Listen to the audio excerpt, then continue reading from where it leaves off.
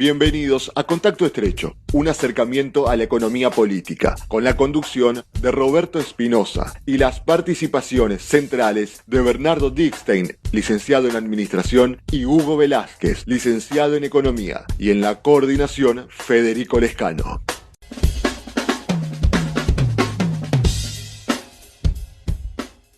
Bienvenidos a otra emisión de Contacto Estrecho, un acercamiento a la economía y a la política. Y hoy vamos a tener un tema que está aprendiendo a partir de varios proyectos, varias propuestas, y hay iniciativas que se dieron en otras partes del mundo. Pero la propuesta de la que estamos hablando tiene que ver con la reducción de la jornada laboral a 6 horas, por ejemplo, como propone la izquierda, 5 días a la semana para que todos tengan la posibilidad de acceder a más trabajos. Eso es la propuesta de la izquierda. Después también tenemos Hugo Yasky, que propone reducir la jornada laboral legal, blanco, de 48 a 40 horas semanales. Es un proyecto que, para reducir la jornada laboral a 4 días, por ejemplo, se aplicó en España durante 3 años. Pero la idea del programa es, se puede, a partir de este interrogante, ¿se puede aplicar, en definitiva, esta iniciativa, este proyecto en el país? ¿Es viable? ¿Es posible? Y por otro lado, ¿cuál será el sentido? ¿Cuál es el sentido principal de aplicar una medida como esta, la de reducir las horas laborales en nuestro país? En definitiva, es un tema interesante y vamos a arrancar con los especialistas, habituales partícipes, hacedores de este espacio. Estamos hablando de los licenciados Bernardo Dickstein y Hugo Velázquez. Bueno, ¿por dónde empezamos, Bernardo, Hugo, para redondear, para entender esta propuesta y si es viable aplicarla en nuestro país? ¿Qué tal? Lindo estar de vuelta en nuestro espacio. Bueno, con respecto a tu pregunta, Robert, dependerá de las condiciones políticas. Uno, de si hay mayoría en las cámaras para poder imponerlo. Aunque la apertura y cierre de negocios es un poder de policía de la provincia no delegado a la nación. Por ahí tenés otro mecanismo, no por el lado laboral, que es de la nación, es derecho público, sino también los horarios de apertura y cierre de negocios, que depende de las provincias. Ahora, que se pueda hacer o no implementar en Argentina va a depender de las condiciones políticas para que haya mayoría en las cámaras a favor de este proyecto. Eso es uno. Dos, hay que ver las condiciones culturales, porque desde la época Menem hacia acá se ha aumentado mucho la jornada laboral y si lo vemos de la izquierda diríamos que aumentó la explotación del hombre por el hombre. Con más horarios de trabajo, se trabaja los domingos, se trabaja el sábado a la tarde. Antes teníamos el sábado de inglés, que el sábado a la tarde no se trabajaba, domingo no se trabajaba. Pero eso también llevó a un cambio cultural en el público, en general, en los ciudadanos y ciudadanas, que, qué sé yo, están ya acostumbrados a que el domingo esté abierto los supermercados, por ejemplo. Hay que ver qué tipo de reacción va a generar en el público eso, tener que cambiar hábitos que lo tenían nuestros padres y no las nuevas generaciones de estos días. Bueno, son distintos aspectos para mirar.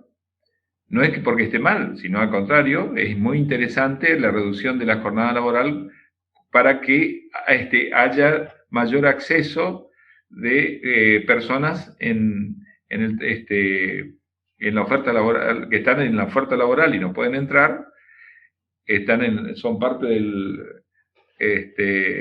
de la PEA argentina y no pueden ingresar a un trabajo diariamente, y bueno, reduciendo la jornada se puede tomar más personal.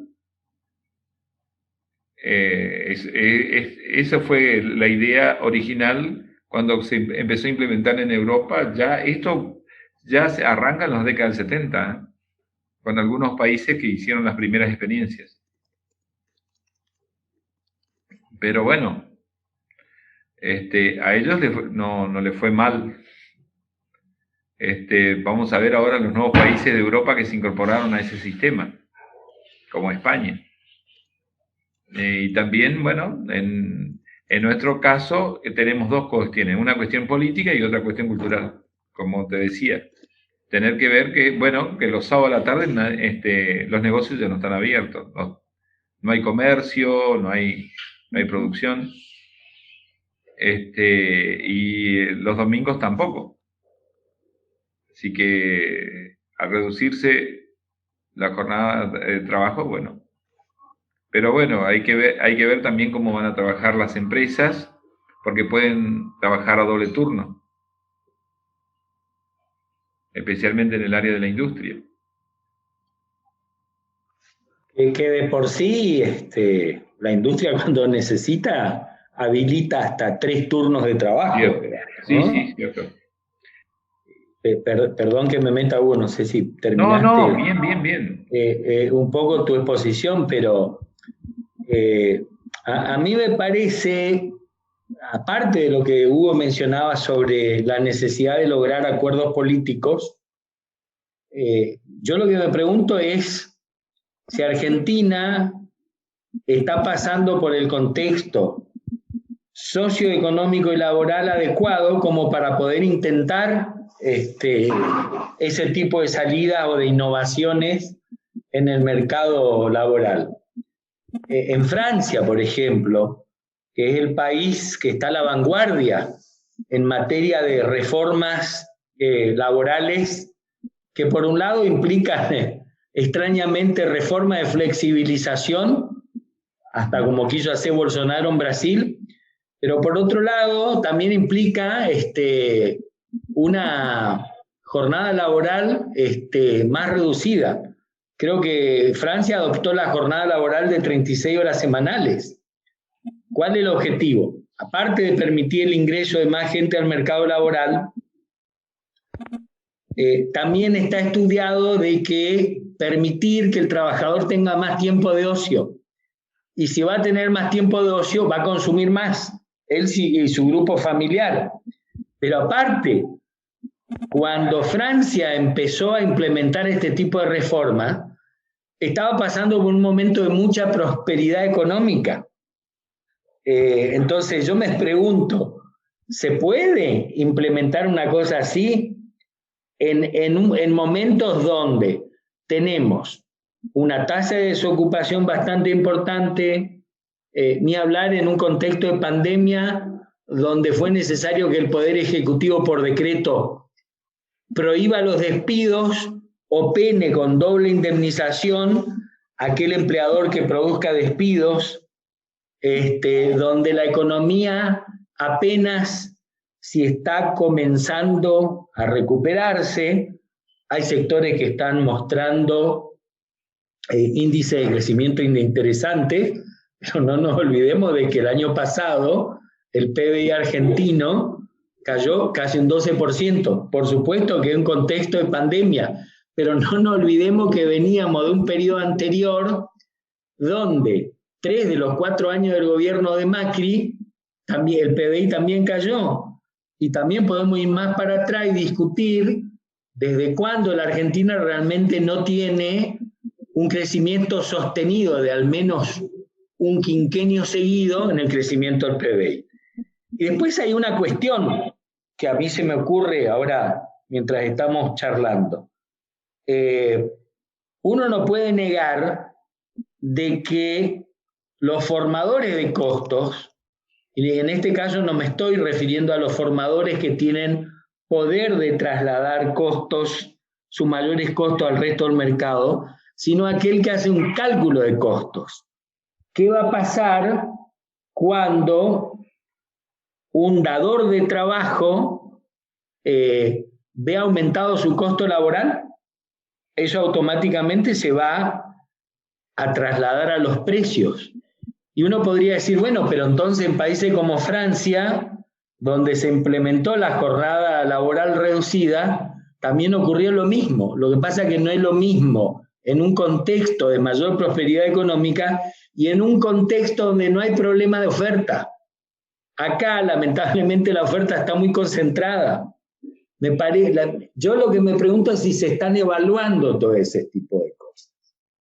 Como objetivo, por supuesto, me parece que uno no puede dejar de estar de acuerdo, porque es una forma de permitir que una mayor cantidad de gente joven se incorpore a la población económicamente activa una vez que cumplió los 18 años, pero tampoco se puede dejar de considerar. El tema es que, por suerte, se está estirando la expectativa de vida. Resulta que, por otro lado, estamos discutiendo la necesidad de que se estire la edad del retiro. No sé, a mí me gustaría ver realmente hasta qué punto todos esos proyectos están contemplando este tipo de situaciones. O sea, ¿pensás, Bernardo, que no es posible aplicarlo esto en este contexto? Tengo mis dudas. No tuve acceso a la suficiente información para determinar si esto está estudiado a fondo. De todas maneras, me parece muy bien de que se pretenda instalarlo en la agenda pública. Hay que discutir estas cosas, hay que debatirlas. Lo que pasa es que también hay que debatir en conjunto con eso otro tipo de cosas. Porque si bien no se trata de reducir, de quitar derechos laborales, al contrario, probablemente hay que siempre, es conveniente otorgar mayores derechos en general y derechos laborales en especial. El problema es quién paga esos derechos, digamos, ¿no? O qué efectos provocan en el resto de la economía esos mayores derechos. Inclusive hasta podemos diferenciarlo, porque una cosa uno puede decir, el derecho a recibir X cantidad de vacunas por año. ¿Es un derecho? Sí, es un derecho. ¿Significa una mayor erogación para el Estado? Sí, pero también significa una mayor inversión en salud. No hay población que rinda más laboralmente si está sana. Ahora, tampoco nadie puede negar de aquello de que es cierto de que los grandes formadores de precios, lo primero que miran como costo es el costo salarial total, y eso está mal. Pero tampoco se puede caer en el otro extremo de negar de que efectivamente es un costo. Entonces, aquel que calcula, y de alguna manera Hugo lo mencionaba cuando hablaba específicamente de la industria, uno mira la fórmula de costo más básica y uno tiene materia prima, mano de obra y costos indirectos de fabricación. Cuando alguno de esos tres se mueve, y el industrial va a mover sus precios finales, y eso se traslada al resto de la economía. En gran parte tiene que ver porque ha variado la estructura de costos y en gran parte también tiene que ver por la insuficiencia de oferta de bienes y servicios que hay en el mercado argentino. Una posibilidad negativa que ocurre es que al reducir la jornada semanal de trabajo, que fuercen a una baja de salario. Esa es una posibilidad negativa que ocurre. ¿No trabajás 34 horas ahora? Bueno, bajo, no trabajás 40 horas semanales, digamos, o 48, 45 horas semanales, no estás trabajando, bueno, te bajo el salario. Pasaste a 36 horas, bueno. Así es, porque ahí pueden suceder dos cosas.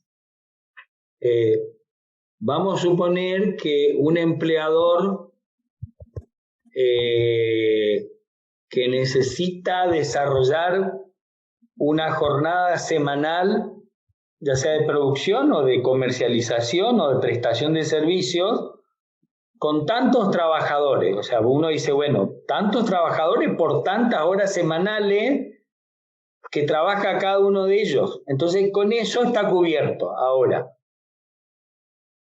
si se reduce la jornada laboral, al empleador le van a faltar horas de trabajadores que necesita compensar contratando más trabajadores. Y ahí pueden suceder dos cosas. O que reduzca el salario de los que ya estaban, como dice Hugo, para equilibrar su curva de costo salarial total para poder darle ingreso a nuevos trabajadores. O lo que sería ideal, de que no reduzca el salario de los trabajadores que ya están, lo cual implicaría una mejora en el salario real de quienes ya estaban, y asuma un nuevo costo de aquellos que ingresan para compensar las horas totales. Pero esa compensación no es absorción, se va a producir trasladando sus precios al mercado en general. Y eso es algo que innegablemente va a pasar. O sea, se puede discutir mucho, pero a ver, hay un término que se usa en economía, y vos lo tenés que saber muy bien.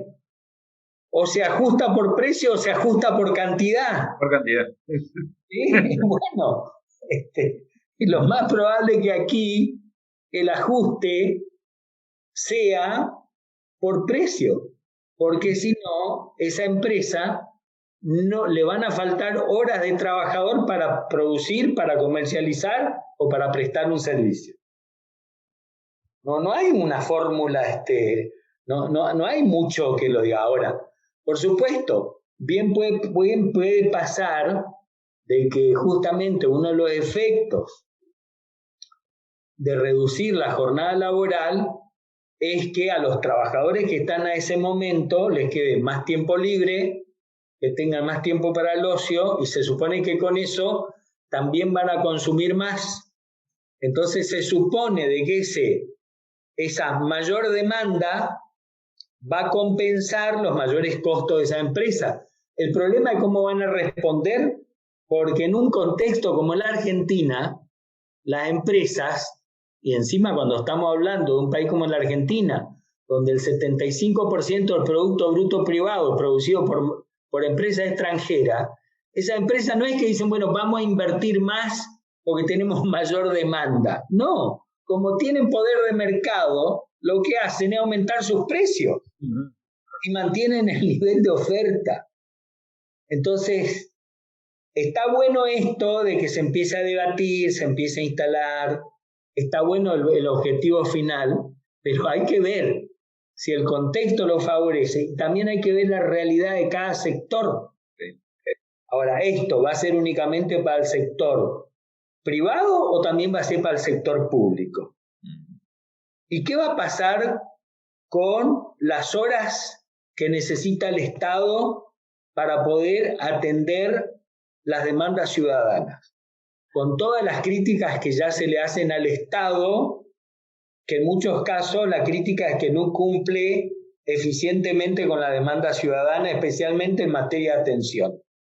¿Y el Estado va a contratar más trabajadores? ¿Y de dónde va a sacar el Estado para pagar a nuevos trabajadores? Me parece que esto es simplemente el inicio de una discusión. Me parece muy bien que se lo instale.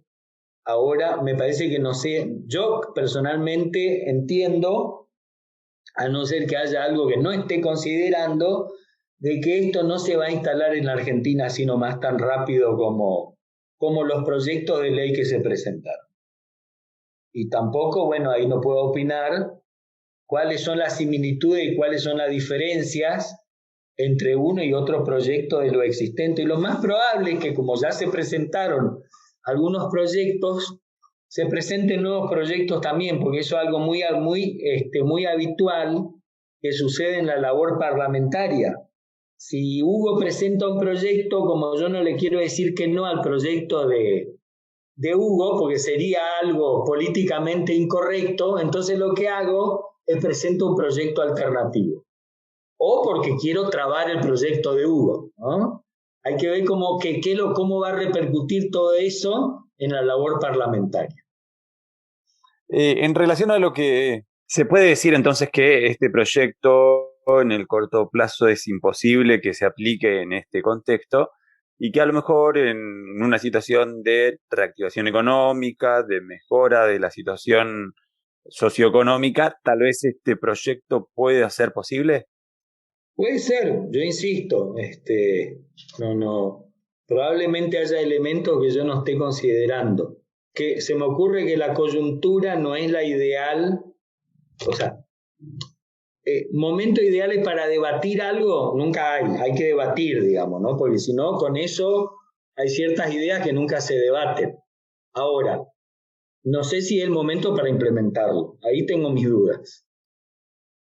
Hola Roberto, hola Hugo, hola Bernardo, hola a todos los oyentes. Disculpen que interrumpa en su charla para aportar un dato sobre un proyecto que se está manejando en la provincia de Santa Fe, donde el diputado rosarino Carlos del Frade presentó un proyecto justamente para reducir las horas laborales. Esto quiere decir que en vez de trabajar 8 horas, los trabajadores lo hagan solamente 6 horas para poder generar más puestos de trabajo. De hecho, él menciona que en su provincia existen 576 grandes empresas que le dan trabajo, estas 576 empresas, a 174.925 personas. Y también aclara en el artículo número 3 de su proyecto que no se podrían bajar ni nominalmente ni real los sueldos a los trabajadores, ni ahora ni en un futuro.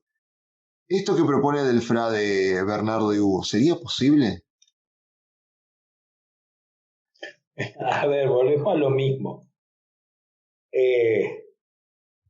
Imposible no es si la ley lo impusiese, ¿sí? Ahora, el problema no es la imposición de la ley, si es que lo es, sino que cuáles van a ser las repercusiones, los efectos que eso va a producir. Uno, por las cifras que vos dabas, Fede, eso es la mejor prueba de que las grandes empresas podrán ser las grandes facturadoras, pero no son las grandes generadoras de mano de obra. Eso como comentario al margen, porque acá se habla mucho de las pymes, pero al sector que menos se lo apoya es el de las pymes. Las pymes representan el 75% de los empleos privados que hay en la Argentina. Y facturan mucho menos probablemente que esas 500 y pico que vos mencionaste. Ahora, dejemos de lado eso, más allá de que acá habría que analizar qué va a pasar especialmente con las pymes. Pero supongamos que finalmente ese proyecto de ley se aprueba así como está. Ahora me surge la duda, porque Del Frade es un diputado provincial de Santa Fe, no sé si él lo está queriendo, pero lo presentó como proyecto como proyecto de ley para la provincia de Santa Fe, o lo presentó porque tiene derecho a hacerlo como cualquier ciudadano. A lo que yo voy es lo siguiente. El proyecto de ley dice reducir la jornada laboral y especifica que no se podrá alterar la fórmula salarial total del trabajador. Ok. Desde el punto de vista de preservar los derechos del trabajador está bueno, aparte le concede mayores derechos. Ahora, el empleador va a tener que cubrir esas horas para las cuales va a empezar a tener un déficit de trabajadores. ¿Cómo lo va a cubrir? Contratando nuevos trabajadores, a los cuales le va a tener que abonar por lo menos esa diferencia horaria que tuvo que cubrir, ¿sí? ¿De dónde va a salir ese dinero de costo excedente que va a tener la empresa? Las empresas van a estar dispuestas a reducir su rentabilidad por el hecho de que tuvieron que absorber una diferencia hacia arriba en la masa salarial, o van a trasladar sus costos hacia el resto del mercado. Eso es lo que este proyecto no da respuesta, probablemente no lo pueda hacer y eso tenga que ser parte del debate que sin duda se tiene que dar. Yo de lo que estoy más inclinado a pensar es que si se trata de las 500 y pico empresas que él cita ahí, no van a absorber ese mayor costo salarial. Lo van a trasladar a sus precios. Salvo que sean subsidiados por el Estado. Pero es un costo para el Estado, en definitiva. No, es un costo para el Estado y por vía de una u otra un estímulo a la inflación. Exactamente. Y ahí tenemos que discutir qué está bien y qué no está bien que el Estado subsidie, digamos, ¿no? No sé, a mí me parece que son proyectos que están buenos para instalar el debate público respecto de ciertos temas, pero en algunas otras cuestiones tienen mucho de voluntarismo, que no es lo mismo que posibilismo. Sí, bueno, además tenemos que agregar otro tema que fue algo que comentamos antes, que es la cuestión de los acuerdos políticos para que ese tipo de leyes prosperen, que tengan mayoría parlamentaria. Eso significa acuerdos entre sectores. Lo cual, bueno, habría que verlo. Tiene que pasar, tanto en la nación como en las provincias. En este caso, una ley provincial. Bueno, los otros casos eran leyes nacionales, proyectos nacionales. Exacto. Pero esto está bueno porque de alguna manera también invita a debatir acerca de qué sí y qué no es competencia de las provincias. Porque vamos a suponer que prospere esta ley, que finalmente, así como tal cual como está el proyecto, se convierta en ley y sea de aplicación obligatoria en el territorio de la provincia de Santa Fe. Entonces uno no puede dejar de preguntar qué va a pasar con las empresas que están radicadas en la provincia de Santa Fe, especialmente esas 500 y pico de empresas que cita el diputado del Frade, que se me ocurre que son empresas de la provincia de Santa Fe, por la cifra de empleo que ahí manejan. Entonces, bueno, podrá pasar de todo, podrá pasar que haya empresas que efectivamente vayan a absorber ese mayor costo salarial, porque en su evaluación habrán visto de que tienen suficiente margen de rentabilidad o de que la afectación de esa rentabilidad no va a ser sustancial respecto del total. Podrá haber empresas que no les va a quedar otro remedio que trasladar ese mayor costo salarial a sus precios finales, y uno tampoco puede descartar, todo tendrá que ver con el tipo de bien que se produce, con el tipo de servicio que se produce y con el poder de mercado que tenga esa empresa, tampoco se puede descartar de que algunas inversiones se vayan a retirar de la provincia de Santa Fe. Entonces uno lo que tiene que hacer es, en el total de esa mezcla, ¿cuál va a ser el balance final? El balance final va a significar que va a haber una mayor creación de empleo con preservación de los derechos salariales del trabajador en buena hora. La ley habrá resultado con efecto positivo. Pero también puede perfectamente pasar lo otro, de que por un lado se está buscando la creación, la generación de mayores fuentes de empleo, pero resulta que el saldo final sea la inversa. Y yo con esto no quiero caer en aquellos que levantan la bandera de la flexibilización laboral y pretenden el libre despido, pero no se puede negar de que esto las empresas lo van a mirar como un costo. Y esto va mucho más allá de lo que una ley les pueda imponer. Y en el caso provincial, tengo unas dudas, me queda dudas de que lo puede regular una provincia. Tengo entendido que es cuestiones de orden público que lo define la nación. lo que sí, hay un trabajo interesante del doctor Miró, acá en la provincia del Chaco, que es referido al poder de policía no delegado a la nación. Y lo que sí puede regular la provincia es los horarios de apertura y cierre de los negocios. Pero no de definir sobre leyes laborales, tengo entendido que no. Habría igual que consultarle a un especialista de derecho, pero tengo entendido que le corresponde a la nación. Es un ámbito de competencia nacional, no de competencia provincial. O sea, en definitiva, es prácticamente imposible que esta propuesta surja positivamente en el corto, en el mediano plazo también. Y es difícil. Es difícil.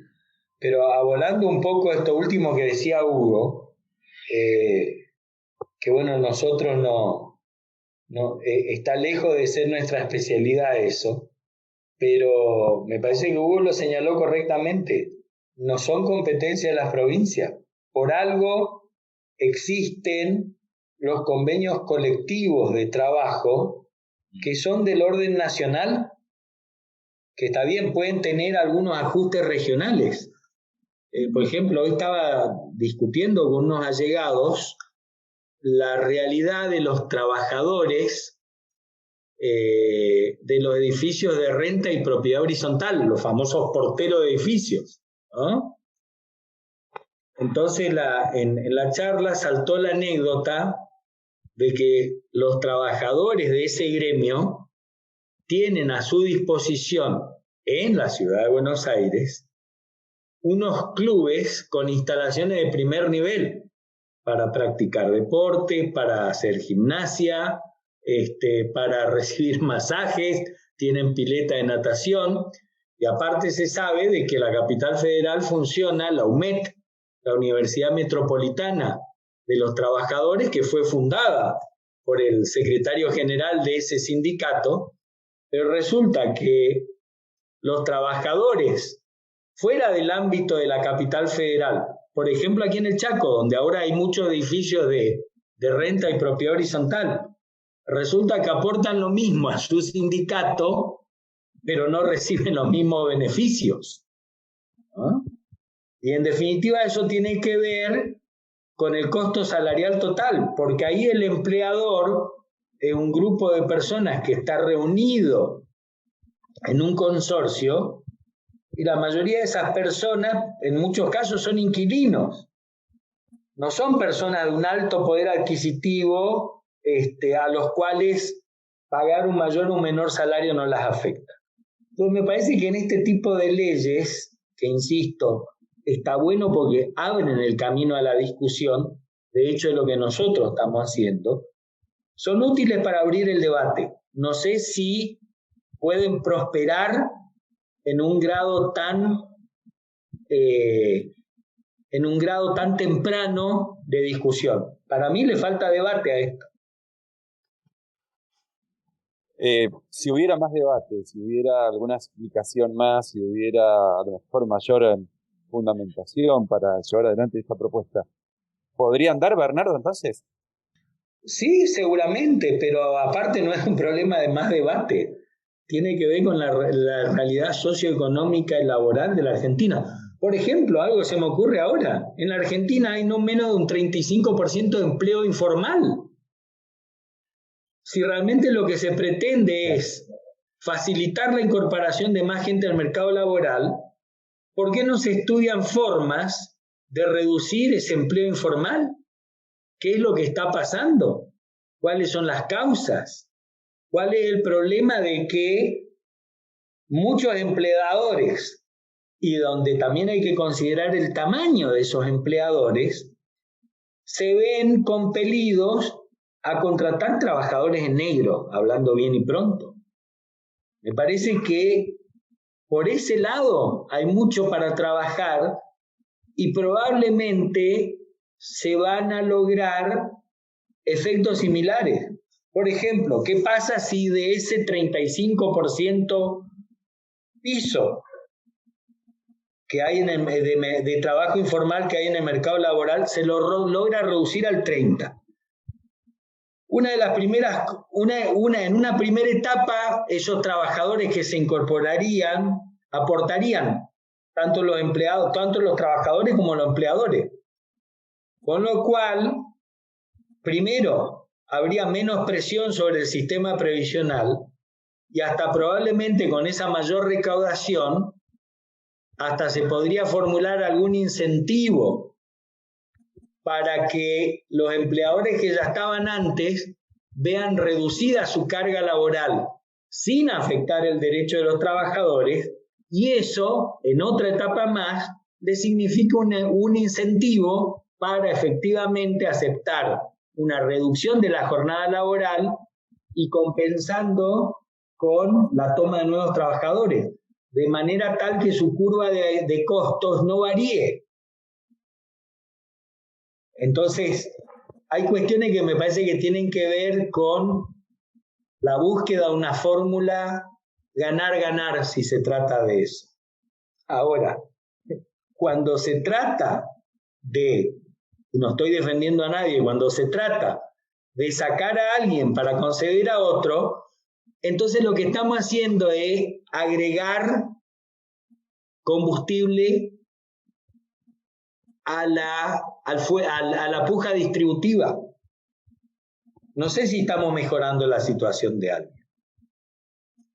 Porque no nos olvidemos de que en esto, en definitiva, los grandes formadores de precios tienen mayor ventaja, tienen mayores herramientas para alterar lo que las leyes dicen sin siquiera caer en incurrir en desobedecer la ley.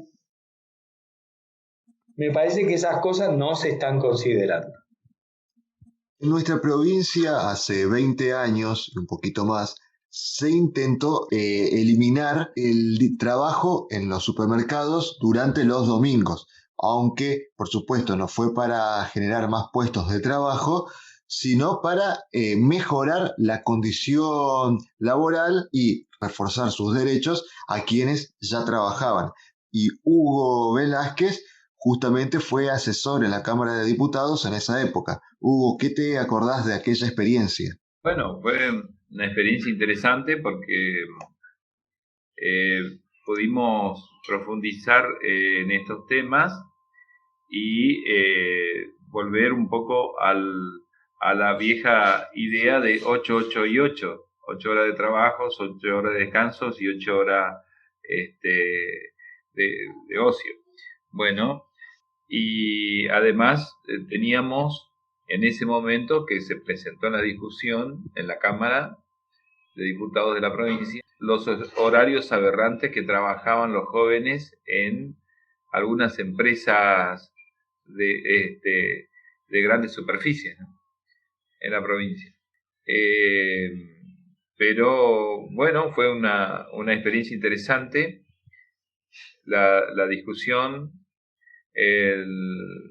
Quizás hoy a la distancia me hago una autocrítica porque pusimos descanso dominical, cuando en realidad tendríamos que haber seguido el camino que nos indicó Alfredo Palacios ya cuando hizo su primera ley, que es el descanso hebdomedario, es decir, del séptimo día. Y cada uno elegirá de acuerdo a sus creencias religiosas, a sus valores culturales, qué día descansa. Si el viernes, como hacen los islámicos, y el sábado, como hacen algunos sectores cristianos y los judíos, y el domingo, que hacen otros sectores cristianos. Entonces se puede adaptar de acuerdo a las creencias de cada ciudadano y de cada ciudadana.